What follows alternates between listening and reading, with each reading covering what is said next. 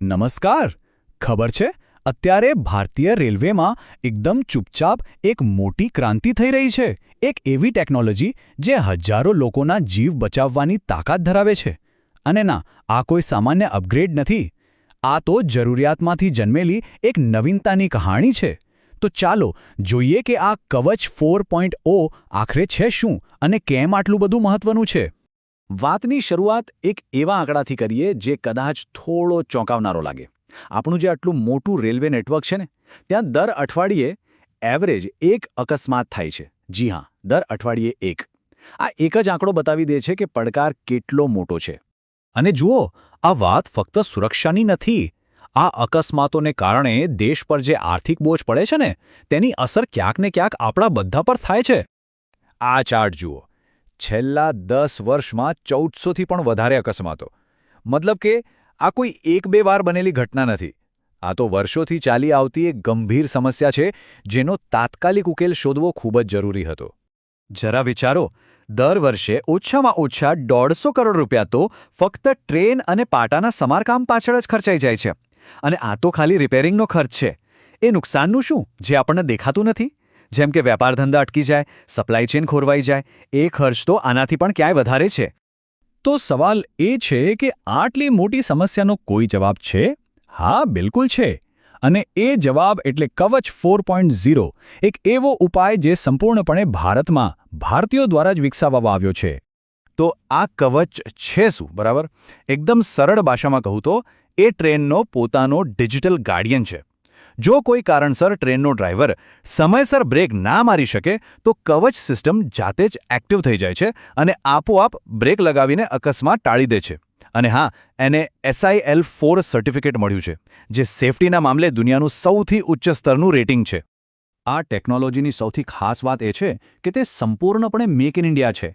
આ સરકારી સંશોધન સંસ્થા અને દેશની કેટલીક શ્રેષ્ઠ પ્રાઇવેટ કંપનીઓએ સાથે મળીને બનાવી છે. અને આ જ તો મેક ઇન ઇન્ડિયાની અસલી તાકાત છે.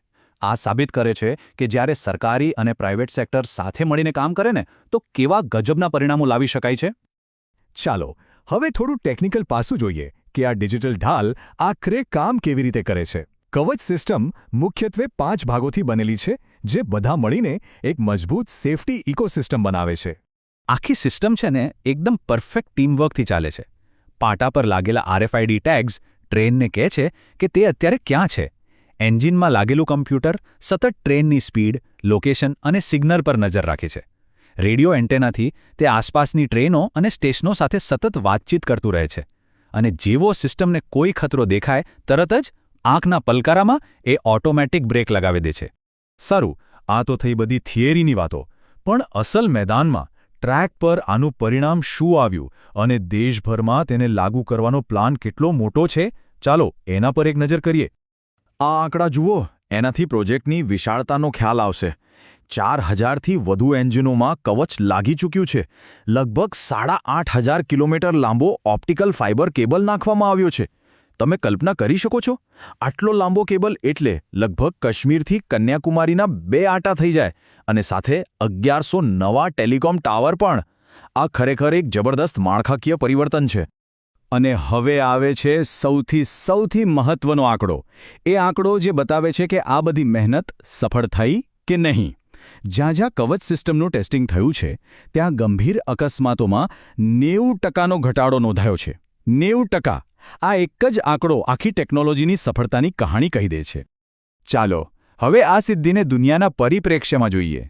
જાપાનની શિન્કનસેન ટ્રેન, જે 1964થી અકસ્માત મુક્ત છે, એ દુનિયા માટે ગોલ્ડ સ્ટાન્ડર્ડ છે. ભારતનું કવચ પણ એ જ સ્તરની સુરક્ષા મેળવવાનું લક્ષ્ય રાખે છે.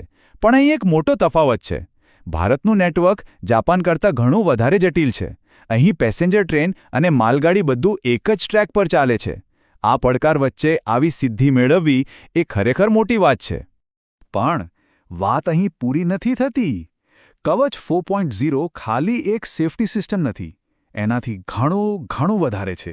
એની અસર આપણા દેશની અર્થવ્યવસ્થા, ટેકનોલોજી અને દુનિયામાં આપણી છબી પર પણ પડી રહી છે. તમે જુઓ, આ એક જ પ્રોજેક્ટ કેવી રીતે દેશના બીજા મોટા મિશનને પણ વેગ આપી રહ્યો છે. તે મેક ઇન ઇન્ડિયાને બળ આપે છે, ડિજિટલ ઇન્ડિયાના નેટવર્કને મોટું બનાવે છે, સ્કિલ ઇન્ડિયા હેઠળ હજારો લોકોને નવી સ્કિલ શીખવે છે અને દેશનો લોજિસ્ટિક્સ ખર્ચ ઘટાડીને આપણા અર્થતંત્રને વધુ મજબૂત બનાવે છે. આ એક પ્રોજેક્ટ પણ ફાયદા અનેક. અને આ કહાનીનો સૌથી રોમાંચક ભાગ તો હવે આવે છે. કવચ ફક્ત ભારતીય સમસ્યાઓનો ઉકેલ નથી. એ એક વૈશ્વિક તક પણ છે. ભવિષ્યમાં ભારત આ ટેકનોલોજી બીજા દેશોને વેચી શકે છે. એટલે કે આપણે રેલવે સુરક્ષા ટેકનોલોજી મંગાવનાર દેશમાંથી વેચનાર દેશ બની શકીએ છીએ. તો અંતમાં એક સવાલ આપણી સામે છે: શું આ સ્વદેશી ટેકનોલોજી કવચ ભારતીય રેલવેને માત્ર સુરક્ષિત જ નહીં પણ સેફટી ટેકનોલોજીના મામલે દુનિયામાં નંબર 1 બનાવી શકશે? આ પ્રોજેક્ટની અસલી સંભાવના આ જ સવાલમાં છુપાયેલી છે.